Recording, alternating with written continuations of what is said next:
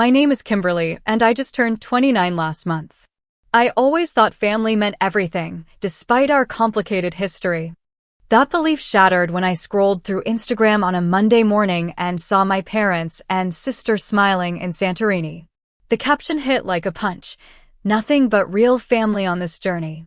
Confused and hurt, I called my sister. No answer. Then my bank app notified me, $10,400 withdrawn. Emergency fund emptied. Their Greek vacation was on my dime. Before I continue, where are you watching from today? Hit subscribe if family betrayal stories resonate with you, because mine is about to get wild. Growing up in suburban Michigan, I was raised in what most would consider a typical middle-class family. My parents, Margaret and Thomas, worked hard to provide for my sister Jessica and me. Dad was an accountant at a local firm, and Mom taught third grade at the elementary school down the street. We lived in a modest 4-bedroom house with a backyard just big enough for summer barbecues and the occasional birthday party. From an early age, my parents emphasized financial responsibility. Dad would sit us down every month to explain household budgeting, the importance of saving, and how credit cards could be dangerous if misused. Always have an emergency fund, he would say, because life has a way of surprising you when you least expect it. The irony of this advice is not lost on me now. I took those lessons seriously. After graduating from Michigan State with a marketing degree, I moved to Chicago and secured a position at a digital marketing agency.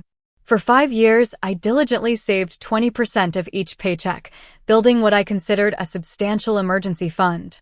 By 29, I had managed to save just over $10,000 for unexpected situations.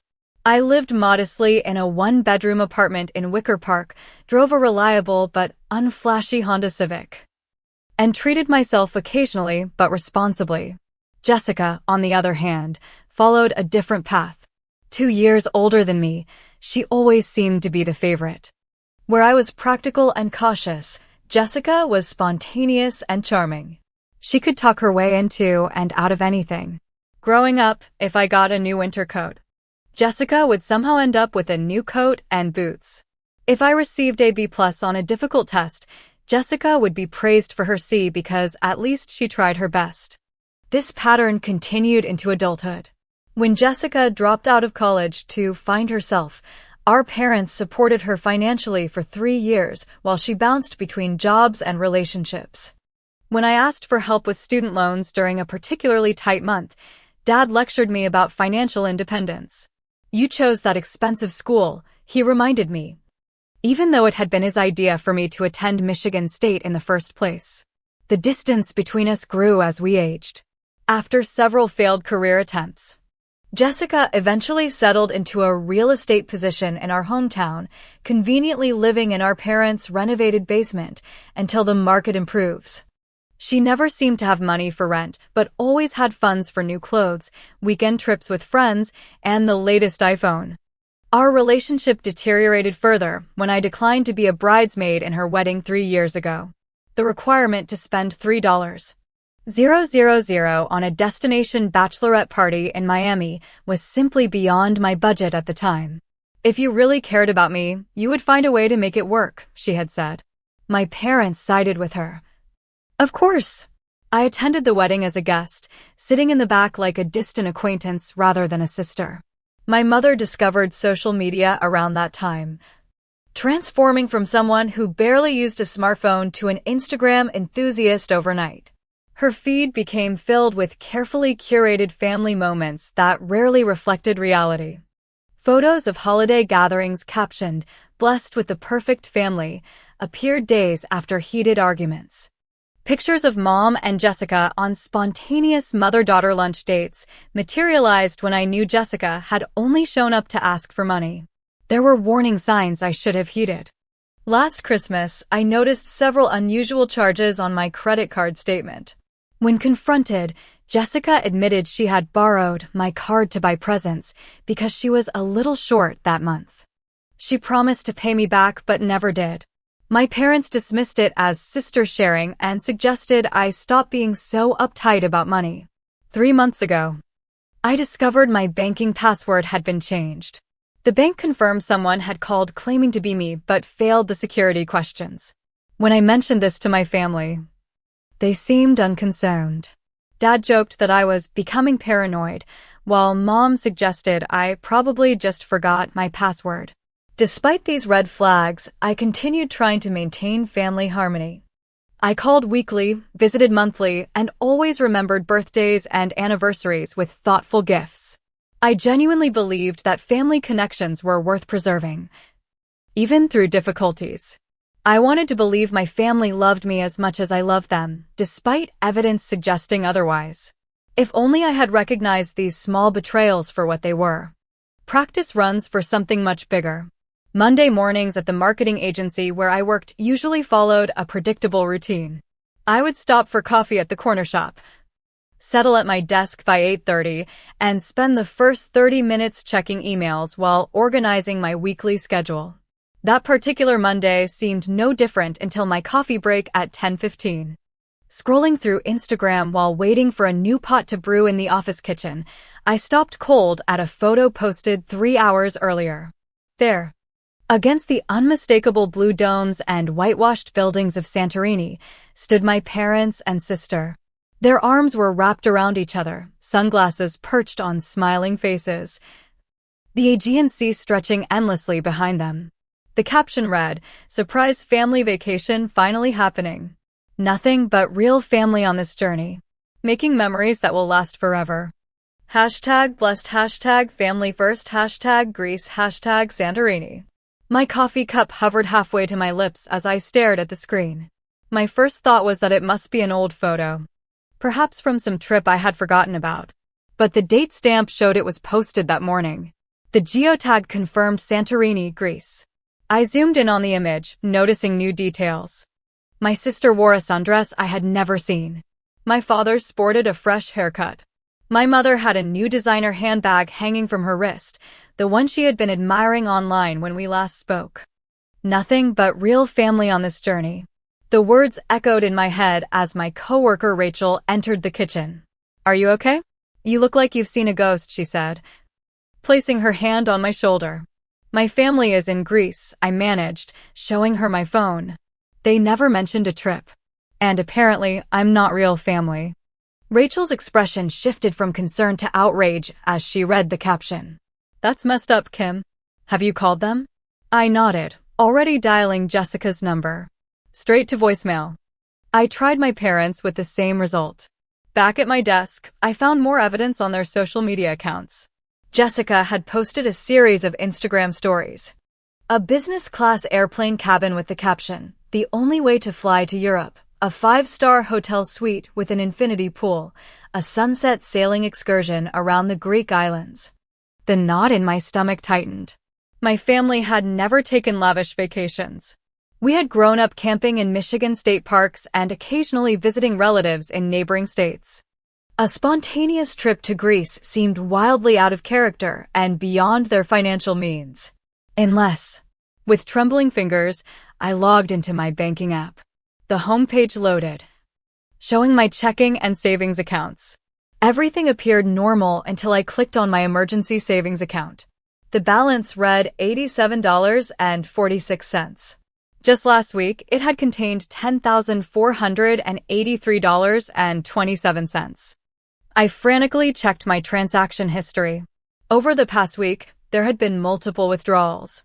$3,200 to Olympic Airlines, $5,400 to Celestial Santorini Resort, $1,795, $81 to Aegean Excursions. The room began to spin.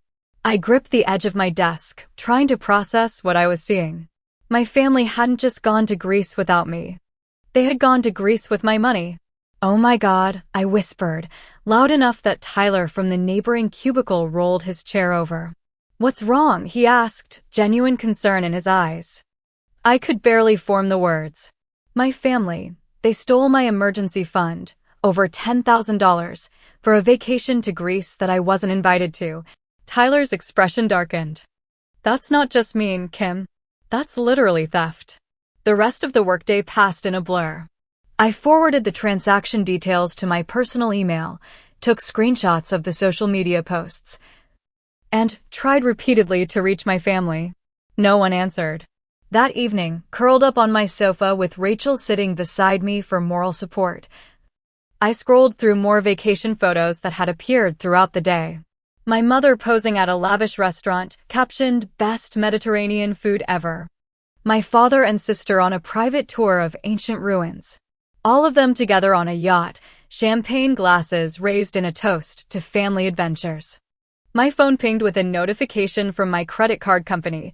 Another charge was pending from Athens Luxury Transportation for $850. I feel like I'm going to throw up, I told Rachel. Rushing to the bathroom. Kneeling on the cold tile floor, I heaved until nothing remained but bitter tears. How could they do this? How could they steal from me, exclude me, and flaunt it publicly? You need to call the bank, Rachel said firmly when I returned. And possibly the police. The thought of reporting my own family for theft made me physically ill again, but I knew she was right. This wasn't a misunderstanding. This was calculated betrayal. The next 2 days were among the most difficult of my life. I fluctuated between paralyzing hurt, simmering rage, and occasional moments of doubt. Maybe there was an explanation. Maybe this was some elaborate surprise that would make sense eventually. I left dozens of voicemails and texts for my family members. None were returned. Their social media accounts continued updating with photos of their Greek adventure, each post like salt in an open wound. I spoke with my bank about the unauthorized withdrawals, but hesitated to file an official fraud claim. These are family members, I explained to the representative. I want to give them a chance to explain before I take legal action. The bank placed a temporary hold on further transactions, but informed me that family fraud cases were complicated. Without a police report, recovering the funds might be difficult, especially since the money had already been spent. I barely slept. I picked at my food. I went through the motions at work, grateful that my current project was in a lull phase. I researched international banking laws and the statute of limitations on financial crimes, still hoping there would be no need for such measures. On Wednesday evening, my phone pinged with a text message from Jessica. My heart leaped, thinking finally she was responding to my numerous attempts at contact. The message read, "He won't notice. His account's barely active anyway. Dad says book the extra excursion." It took me a moment to realize Jessica had mistakenly sent me a text intended for my father. She wasn't responding to me at all. She was discussing spending more of my money. My hands shook as I typed back, I noticed. 3 dots appeared immediately, disappeared, reappeared, then vanished again. No response came. That text message was the confirmation I needed.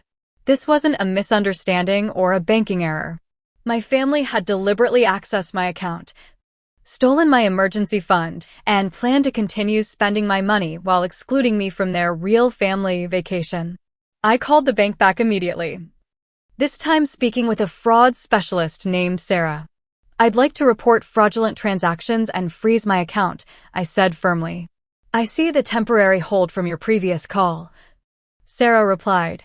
"To process a fraud claim, I'll need some additional information." For the next hour, I detailed every unauthorized transaction, confirmed I had not given anyone permission to use my accounts, and forwarded screenshots of Jessica's damning text message. "Family fraud is unfortunately common," Sarah said compassionately. "But that doesn't make it any less serious. We'll flag these charges as fraudulent and begin the investigation process." "What happens next?" I asked. "The merchants will be notified that the charges are disputed. Their payment processing will be suspended, meaning any pending charges or holds will not go through. Since the transactions were international, this might affect their ability to make additional purchases or check out of their accommodations." A small, vindictive part of me hoped it would ruin the rest of their trip. The larger part just felt hollow. "We'll also freeze your accounts to prevent further unauthorized access and issue you new cards and account numbers," Sarah continued. "Do you know how they accessed your accounts? Did you share your passwords or cards?" "No," I said firmly. "But my sister has previously used my credit card without permission for smaller purchases. And 3 months ago, someone tried to change my banking password." Sarah's typing was audible through the phone. Ms. Harris, I'm going to flag this as a priority investigation. I would strongly recommend you consider filing a police report. Family fraud cases are difficult to resolve without one. I thanked her but remained noncommittal about involving law enforcement. Despite everything, the thought of my parents or sister being arrested was still unimaginable. After hanging up, I methodically went through every financial account I had, changing passwords, updating security questions, and enabling two-factor authentication. I removed my saved payment information from every website and canceled automatic payments that weren't essential. I felt simultaneously empowered and devastated. Standing up for myself was necessary, but the circumstances were heartbreaking. I had lost not only my emergency fund, but also my trust in the people who were supposed to love me most. As I finally crawled into bed around midnight, I set my phone to do not disturb mode, excluding only Rachel and my boss from the silence. Whatever fallout would come, I would face it after at least attempting to sleep. Little did I know, the storm would break at exactly 6:08 the next morning. The harsh buzz of my phone vibrating against the bedside table jolted me awake. Bleary-eyed, I fumbled for it, momentarily confused by the constant vibration. When my vision finally focused on the screen, I saw what was happening, a barrage of incoming calls, all from family members. Mom, 6:08 a.m. Dad, 6:09 a.m. Jessica, 6:10 a.m. Mom, 6:11 a.m. Dad, 6:12 a.m. The calls continued, one after another, creating an uninterrupted buzz that matched the anxiety rising in my chest.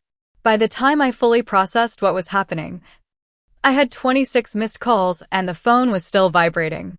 I silenced it and opened my voicemail app. The first message played in my mother's voice, high-pitched and frantic. Kimberly and Harris. What have you done? The hotel is saying our payment was declined. Your father is speaking with the manager now. This is completely unacceptable. Call me immediately. The second voicemail was from my father, his tone deadly serious. Kim, whatever game you're playing stops now. You're embarrassing this family at an international establishment. Family matters stay within family. You will call back immediately and fix this situation or there will be serious consequences. Each one more desperate or threatening than the last. By the final message, my father had escalated to legal threats. Your sister has informed us about your vindictive text. Falsely reporting family transactions as fraud is a serious offense. If you don't call us back and rectify this immediately, we'll have no choice but to involve our attorney. Family loyalty clearly means nothing to you. My phone pinged with text notifications. Opening the family group chat, I saw a flurry of messages. Mom, the cards aren't working. None of them. Dad, they're saying the charges have been flagged as fraudulent. Jessica, she figured it out. Kim's doing this. Dad at Kimberly fix this now. Mom, we can't check out without paying. They're threatening to call the police. Jessica, I knew giving her access to the new emergency card was a mistake. Dad, your mother is crying in the hotel lobby. Are you happy now? Mom, please Kimberly. We're stuck here. Interspersed among these were private texts from each of them, ranging from my mother's emotional manipulation, how could you do this to the people who raised you and gave you everything, to my sister's vicious attacks, you've always been jealous of me. But this is a new low even for you. As I read through them, another notification appeared, Instagram alerts showing that several of their vacation posts had been deleted, including the real family caption that had started it all. My hands trembled as I set the phone down. The physical symptoms of stress manifested immediately, a tightening in my chest, nausea rising in my throat, a pounding headache forming behind my eyes. I hadn't experienced a panic attack since college, but I recognized the signs.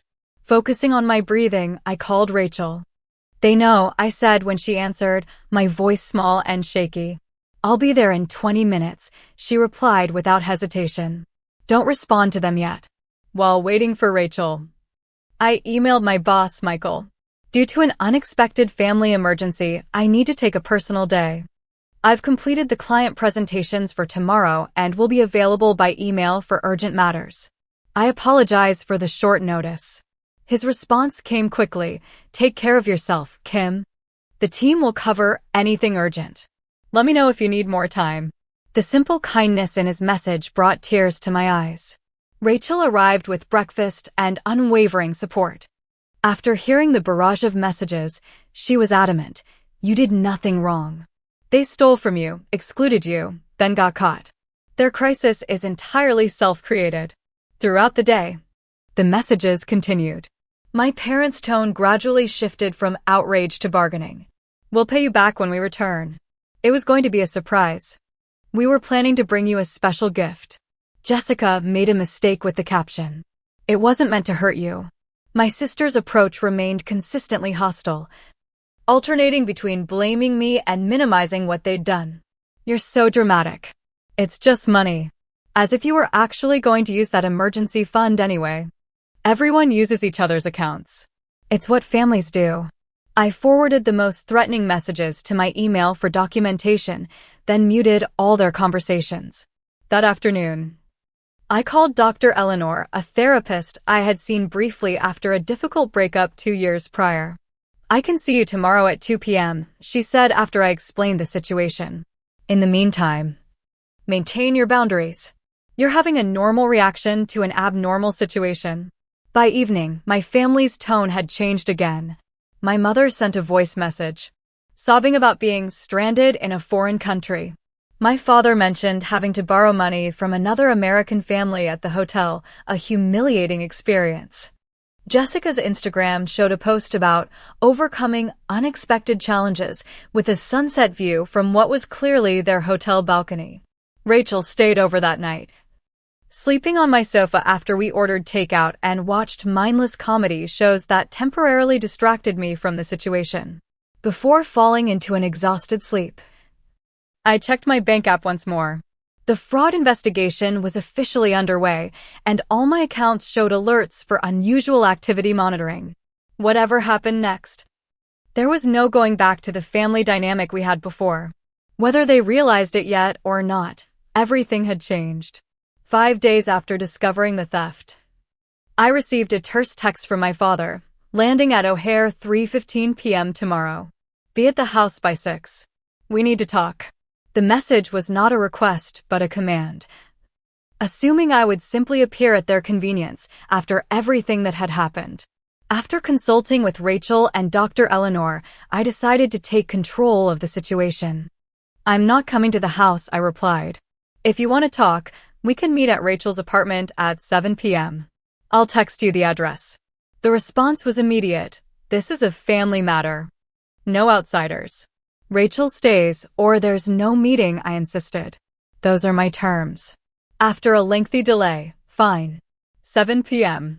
I spent the next 24 hours preparing. I printed bank statements highlighting the unauthorized transactions. I compiled screenshots of their social media posts, including the deleted ones I'd saved. I created a timeline of events, including Jessica's damning text message. Dr. Eleanor helped me prepare emotionally, practicing responses to likely scenarios and reminding me that maintaining boundaries wasn't selfish but necessary. Rachel cleaned her apartment meticulously, setting up the living room with enough seating for everyone. She placed a pitcher of water and glasses on the coffee table, creating an atmosphere that was neither hostile nor overly welcoming. Remember, she said as we waited for my family to arrive, you did nothing wrong. They violated your trust, stole your money, and tried to manipulate you when caught. Stay focused on those facts. At precisely 7:02 p.m., the doorbell rang. Rachel squeezed my hand before going to answer it. I remained seated, consciously controlling my breathing. My family entered as a unit, presenting a unified front. My mother's eyes were puffy from crying, while my father's jaw was set in a rigid line. Jessica hung slightly behind them, her expression a mixture of defiance and apprehension. Kimberly, my mother said, stepping forward with arms extended for a hug I didn't reciprocate. Please sit down, I said, gesturing to the sofa opposite my chair. Rachel took a seat beside me, nodding politely to my family. Is this really necessary? My father asked, glancing at Rachel. Having an audience for family business? Rachel stays, I repeated firmly. She's here for support and because I trust her. The implication that I didn't trust them hung in the air. My family reluctantly sat down, my parents together on the sofa while Jessica perched on an armchair to their right. You've put us in a very difficult position, my father began, using his authoritative voice that had intimidated me throughout childhood. Your actions resulted in us having to borrow money from strangers and rearrange our entire vacation schedule. My actions? I repeated incredulously. Let's be clear about what happened. You accessed my accounts without permission, stole over $10,000 from my emergency fund, used it for a family vacation that explicitly excluded me, then became angry when I discovered the theft and protected my finances. It wasn't theft, my mother interjected, tears already forming. We're family. We would have paid you back. When? I asked. And why didn't you ask me first? We knew you'd say no, Jessica said, rolling her eyes. You're always so uptight about money. Responsible, I corrected. I'm responsible with money. That's why I had an emergency fund to begin with. My father leaned forward, attempting to take control of the conversation. Look, things got out of hand. We should have discussed it with you first. But falsely reporting fraud has created serious problems. We had to use your mother's retirement account to pay the hotel after your stunt. It wasn't a false report, I said, opening my folder of evidence. Let me walk you through exactly what happened. For the next 15 minutes, I methodically presented the evidence, the unauthorized transactions, the social media posts, Jessica's text message. I explained how they had accessed my account using my old password, which Jessica had apparently memorized during the Christmas borrowing incident. You never change your passwords. Jessica muttered defensively. It's your own fault for making it so easy. Rachel made a small noise of disbelief beside me but remained silent as promised. Why? I finally asked, looking directly at my mother. Why exclude me and then use my money? For a moment, her facade cracked. It wasn't supposed to be like this, she admitted. The trip was Jessica's idea initially. Just for her and us. But then we looked at costs. And decided I should fund it without knowing or being invited? I finished. You have plenty of money, Jessica interrupted. You never take vacations or do anything fun. That money was just sitting there while we never get to travel. It was an emergency fund, I said slowly, as if explaining to a child. For emergencies. Not for your Greek vacation. We were going to bring you a really nice souvenir, my mother offered weakly. The caption, I said, turning to her. Nothing but real family on this journey. Explain that. My mother flushed. That was unfortunate phrasing. I meant the core family. The three of us who have always been so close while you've been off in Chicago focusing on your career. The hurt must have shown on my face because Rachel reached over to squeeze my hand again. The truth, my father interjected, is that we've been planning this trip for your mother's birthday for months. Jessica lost her commission on a big sale that was going to fund part of it. We were in a tight spot. So you decided theft was the solution? I asked. It wasn't theft, all three exclaimed almost simultaneously. Taking money without permission is theft, Rachel said quietly, breaking her silence. Whether it's family or not. My father turned to her, anger flashing in his eyes. This doesn't concern you. It does when Kim shows up at my apartment having a panic attack because her family stole her emergency fund and then blamed her for catching them, Rachel replied calmly. The conversation devolved from there. My mother cried harder, claiming I was choosing an outsider over blood. My father threatened to cut me out of their will if I didn't drop the fraud claim immediately. Jessica alternated between sullen silence and sharp accusations about my privileged lifestyle. Throughout it all, I maintained my position. What they did was wrong, regardless of their justifications. So what now? My father finally demanded.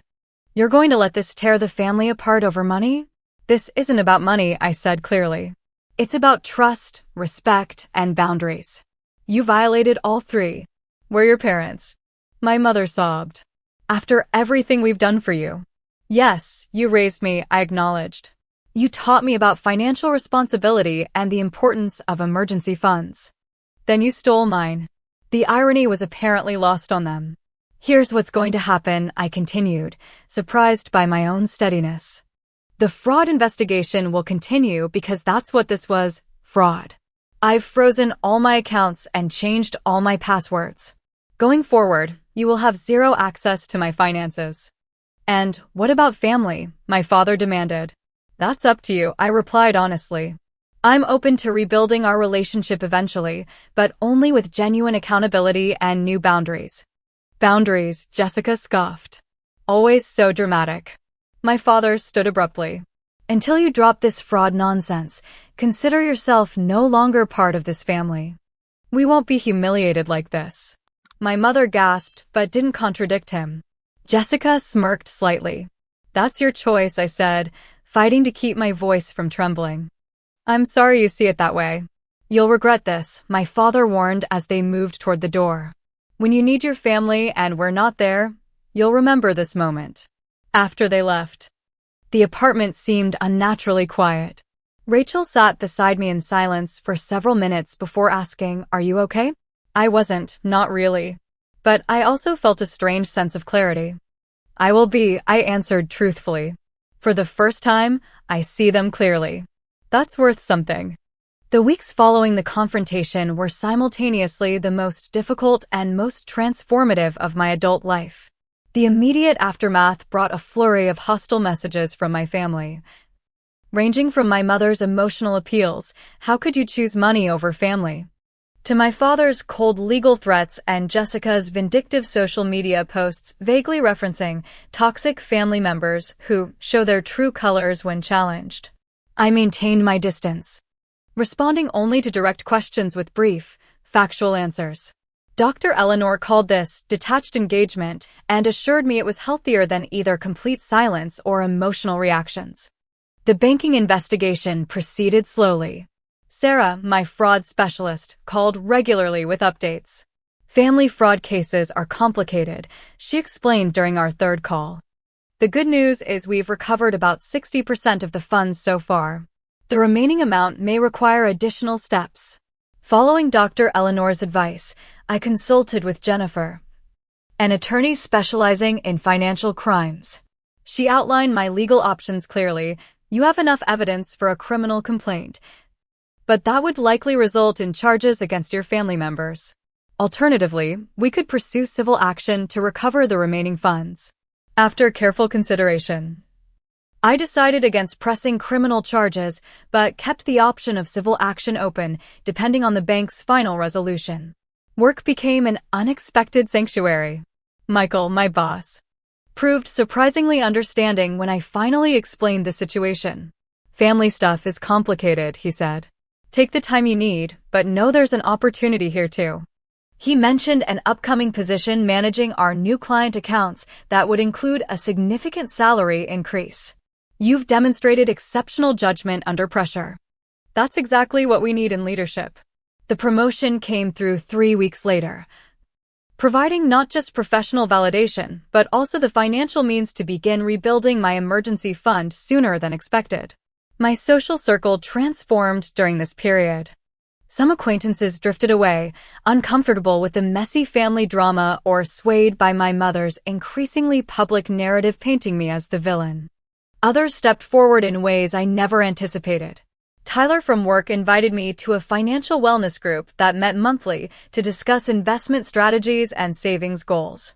Paula from my apartment building introduced me to her book club, creating a regular social outlet when I most needed one. Rachel remained steadfast, inviting me to family dinners with her parents who treated me with a warmth that highlighted what healthy family dynamics could look like.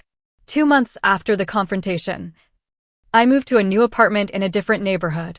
The decision was partially financial, but mostly symbolic. A fresh start in a space that carried no memories of tearful phone calls or sleepless nights worrying about family drama. Rachel and Tyler helped me move, turning the potentially melancholy day into something closer to a celebration. New beginnings, Rachel toasted with pizza and beer once we'd assembled my bed frame. To boundaries and better days. My mother's social media campaign intensified as major holidays approached. Photos of family gatherings appeared with captions like, "So blessed to have loyal family together this season," and "Some people choose money over love, but we choose each other always."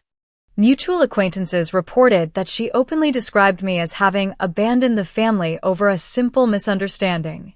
These public attempts at manipulation stung, but less severely as time passed. Dr. Eleanor helped me recognize the patterns of emotional control that had defined our relationship for years.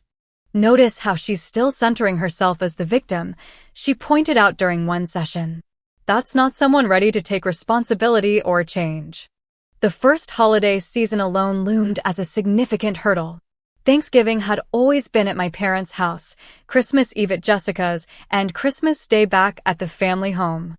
The thought of navigating November and December without these familiar traditions initially felt overwhelming. "Create new traditions," Dr. Eleanor suggested. "Reclaim these days with people who respect your boundaries." Rachel's invitation to join her family for Thanksgiving provided the first opportunity. Her parents welcomed me warmly, making space at their table without interrogating me about the family rift. For the first time in years, I enjoyed a holiday meal without walking on eggshells or moderating my opinions to avoid conflict. Christmas presented a different challenge, one I decided to meet head-on. I organized a chosen family gathering at my new apartment, inviting Rachel, Tyler, Paula, and several others who had provided support during the difficult months. We exchanged modest gifts, shared a potluck dinner, and played board games until midnight. It wasn't perfect or polished like my mother's carefully orchestrated Christmas celebrations, but it was genuine and joyful. An unexpected bright spot appeared just before New Year's Eve. A letter arrived from my grandmother, my father's mother, who lived in Arizona and rarely involved herself in family politics. "Kimberly," she wrote in her distinctive flowing script, "I've heard conflicting stories about what happened this year. Your father and Jessica have their version, but I've known you since you were born. You were always the responsible one, the thoughtful one.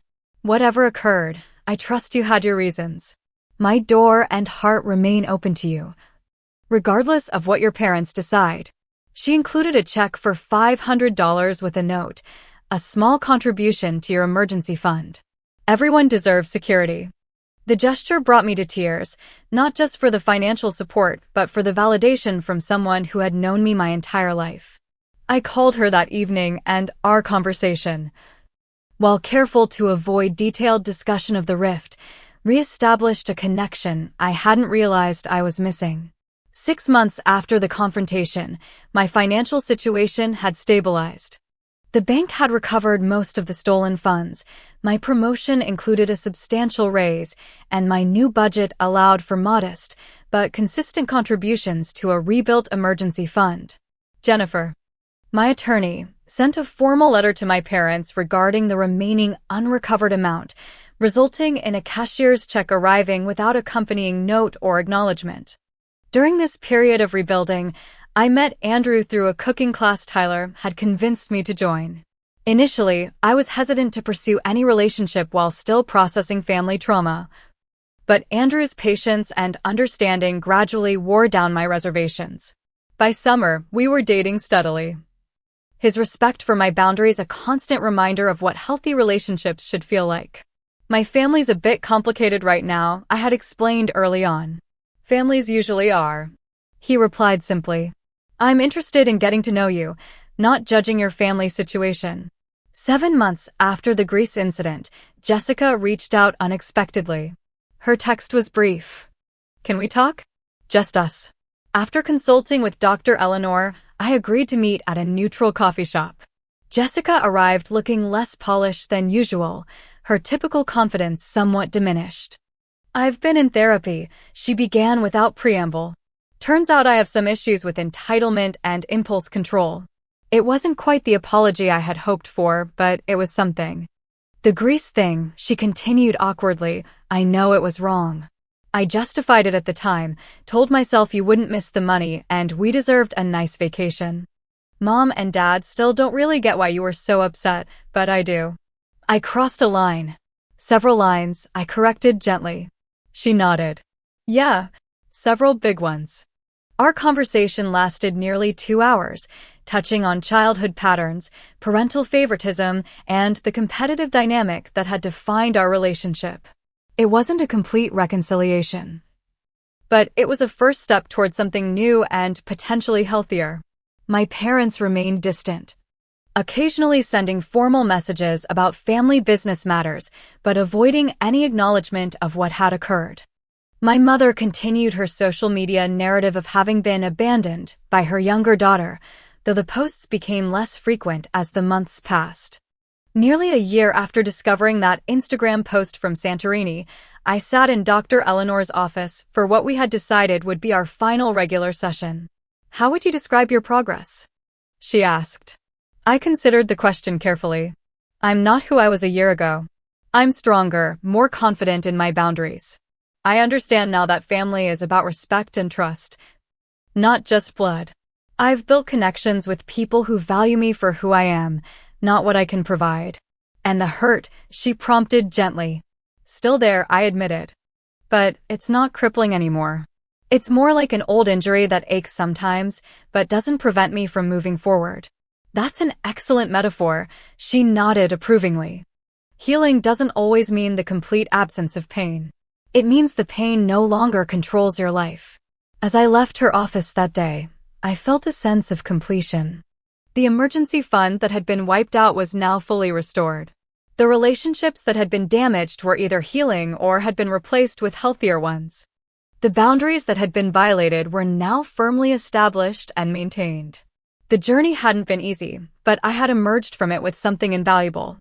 The knowledge that I could survive betrayal, stand firm in my truth, and rebuild what had been broken, sometimes into something even stronger than before. 1 year after discovering my family's Greek vacation funded by my stolen emergency fund, I stood in my kitchen preparing dinner for Andrew while reflecting on how dramatically my life had changed. The woman I had been 12 months ago would hardly recognize the person I had become through necessity, growth, and painful self-discovery. My emergency fund now exceeded its previous balance, bolstered by my promotion and more disciplined spending habits. More importantly, it was secured with bank protections that would prevent unauthorized access, with alerts for unusual activity sent directly to my phone. My financial literacy had expanded beyond basic savings to include investments, retirement planning, and insurance coverage that my previous self had perpetually placed on the someday list. My relationship with my family had evolved into something I would have once considered unimaginable, but now recognized as necessary. Contact with my parents remained minimal and structured.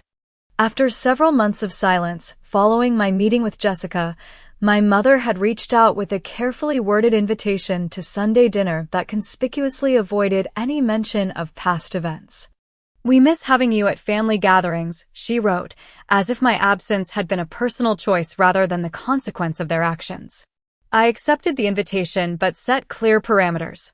We would meet at a restaurant rather than their home, the visit would be limited to 2 hours, and any attempt to manipulate or minimize what had happened would result in my immediate departure. To my surprise, they agreed. That dinner had been awkward but civil, establishing a pattern for our limited interactions going forward.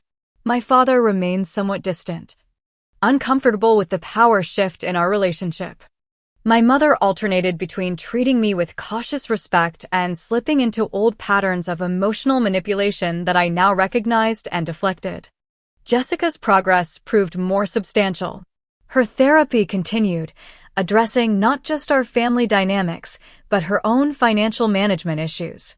During a coffee meeting 3 weeks ago, she had finally offered the genuine apology I had been waiting for. I was jealous, she admitted. You built this independent life while I stayed stuck in the same patterns. Taking your money was wrong, and the caption was deliberately cruel. I wanted to hurt you because I envied you, and I'm truly sorry. That conversation marked a turning point, opening the possibility of rebuilding something resembling a sisterly relationship, though one very different from what we had before. My professional life flourished in ways I hadn't anticipated. The promotion Michael offered had led to additional responsibilities and recognition. My ability to maintain boundaries and manage difficult situations translated well to client relationships and team leadership. 3 weeks ago, I had been approached about an even more senior position that would include partial ownership in the agency.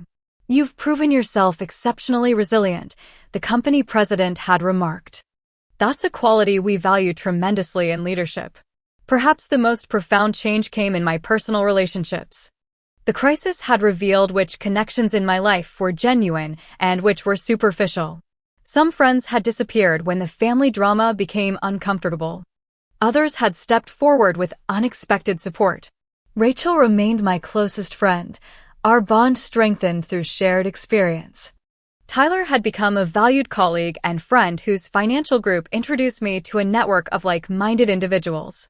Andrew and I had recently begun discussing moving in together, a step I approached with both excitement and careful consideration. "I love that you don't rush decisions," he had said when I asked for time to think about it. "Your thoughtfulness is one of the things I admire most about you."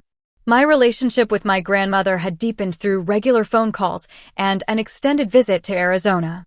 At 82, she offered perspective that helped me contextualize my parents' behavior without excusing it.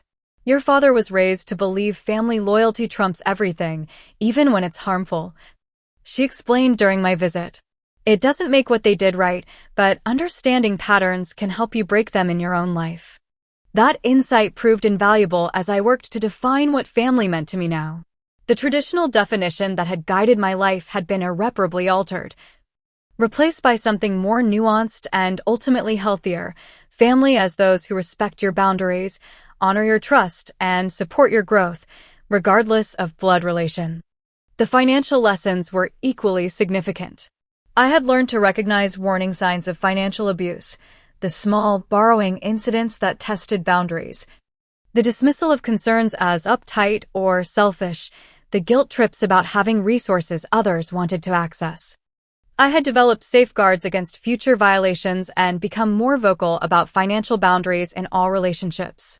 My emergency fund, once simply a practical necessity, now represented something more profound: self-protection, independence, and the wisdom to prepare for life's uncertainties. The painful irony that my parents had taught me to create this fund only to later steal it had evolved into a powerful lesson about walking the difficult line between family connection and self-preservation.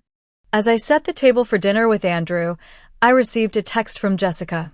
"Found this while cleaning. Thought you might want it." Attached was a photo of us as children, arms around each other at a lake house our family used to visit each summer. Looking at our young, smiling faces, I felt a complex mixture of sadness for what had been lost and cautious hope for what might still be salvaged. I showed Andrew the photo when he arrived, explaining its significance. "Do you think you'll ever fully trust them again?" he asked. "Trust is earned," I replied after considering his question. "I'm open to them earning it back. But I'll never again mistake blind faith for family loyalty." He nodded, understanding the weight behind my words. "That seems healthy to me."